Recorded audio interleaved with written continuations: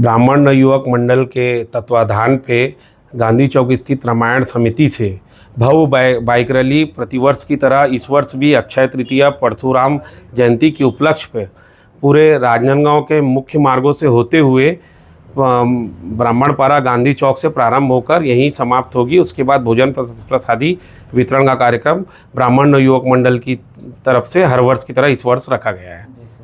मेरा नाम राहुल बलदेव मिश्रा, ब्राह्मण युवक मंडल राजनांदगांव।